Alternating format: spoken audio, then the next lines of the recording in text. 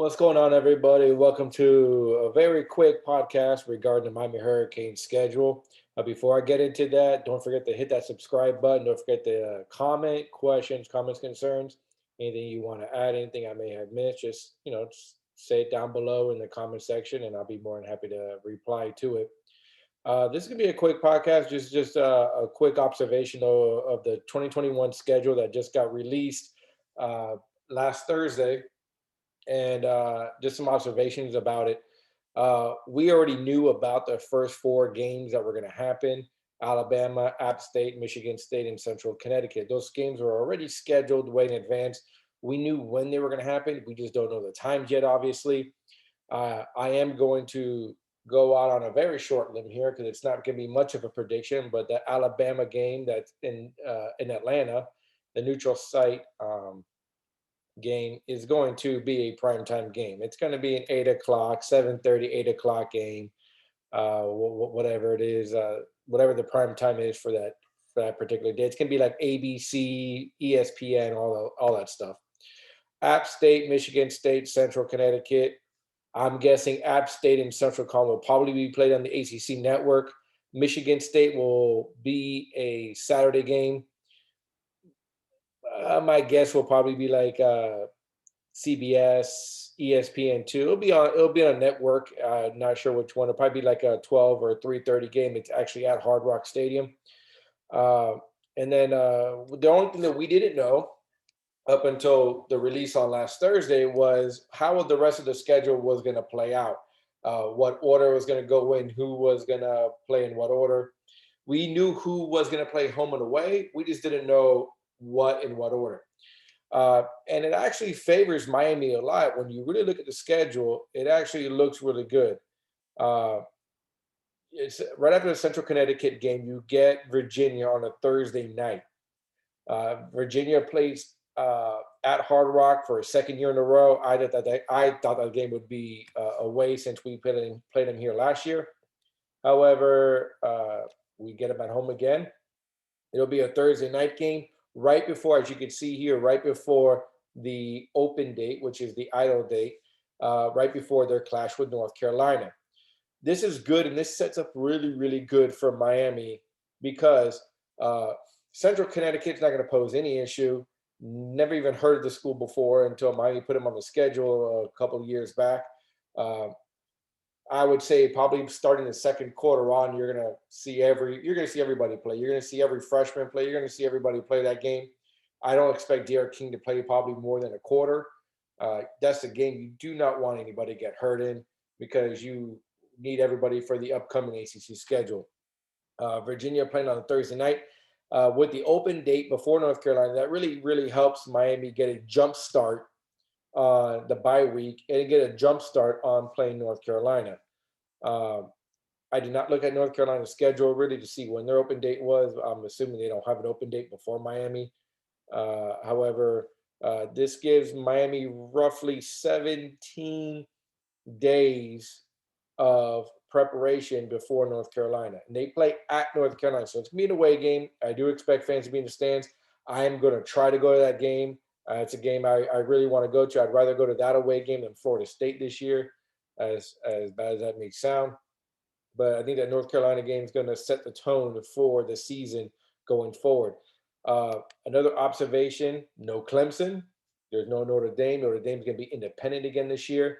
Uh, Although, if Miami does go to an all ACC schedule again, which I did predict on my last podcast I did with Fernando, uh, I do expect Notre Dame to be on that schedule if they were to join the ACC for an all ACC schedule like they did this past season.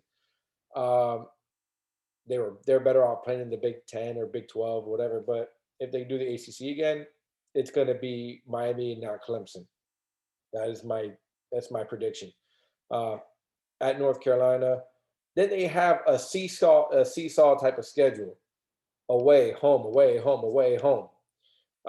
It does it does Miami fine uh, because it doesn't give you two back to back road games, which is good. At least you get to come back home. If you happen to lose one of the away games, at least you get to come back home and kind of just reset the tone there. NC State looks like it was the crossover game originally scheduled from many years ago. I know we picked up NC State last year when they redid the schedule at the last minute. Looks like we will play for Georgia Tech this year. We do play at Florida State. That is the date I know all of us Hurricane fans really look at first. When do we play Florida State? We know that we're going to play them away, but when? And looks like the third to last game there, that Florida State Virginia Tech run there is gonna be tough. I mean, every ACC team returns their quarterback except for Clemson, and that says a lot because that's gonna be a lot of experience that Miami is going to be facing when it comes to the quarterback. Uh, Sam Howell in North Carolina. Florida State actually does not have a returning quarterback. That is, they will have a new quarterback unless it's one of the returning like bench players from last year. I'm not all too familiar right now with Florida State's roster, as I am more concerned about Miami's. I'll look into their roster come the fall. But if Clemson's not the only one, that'd be Florida State. But Clemson right now is the only one because Trevor Lawrence is going to the NFL. Miami does return 9 starters on defense, which really helps. 10 on offense. It's going to be very interesting. This schedule sets up really well. We do end at Duke again for some reason. They want to end us in a cold weather game, but Duke isn't going to be probably any good this year. So that away game, if Miami takes care of business, that Duke game won't really mean anything other than just record-wise going into the ACC championship game. I do predict Miami will beat North Carolina. Sam Howell is a returning starter, a junior, a lot of experience, a lot of hype, Heisman hype, and everything. North Carolina is going to be ranked number, depending on which poll you look at, anywhere between 7 and 11, somewhere around there, depending on what publication you look at. I think they're ranked a little bit too high given all the talent they lose, but you know, when you have a top tier quarterback like you do in Sam Howell, anything is possible, right? But Miami does return Derek King, which is why this schedule here looks very, very promising. Michigan State shouldn't be an issue, and they're going to be probably more of a power run team. Um, Miami should be able to handle them. I think their Michigan State kind of reminds me a bit of like Notre Dame from a few years ago. I think it was 2017. Notre Dame comes in as number 2 or something like that in the country, and Miami steamrolls them. And I said it before, and I said it in before I ever had this kind of publication. I said Miami's athletes are just going to run over Notre Dame. They're not going to know what hit them, and that's exactly what they did. And Michigan State, although yes, they do play Michigan, they do play Ohio State. They're not going to be ready for Miami. They're not going to be ready for this. I expect Miami to win by double digits in that game. Look at the schedule, the way it falls out. If Miami could stay healthy, relatively healthy, especially at the quarterback position, and they can stay relatively healthy along all the key areas, and that goes really much for any team, but Miami especially. Uh, Miami's floor, Miami's floor with this particular schedule is 10-2. That's their floor.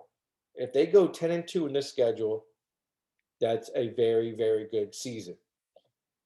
That's assuming a loss at North Carolina, probably their only other loss.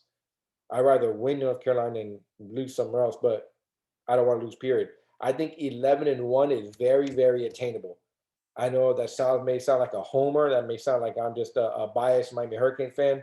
But with everything we're returning, with the coaching upgrades that we have, especially on the defensive side of the ball, with Williams coming in and Robertson coming in and Jess Simpson coming back for the D-line coach. We have J.R. King returning with Brett Lashley, that entire offensive staff returning.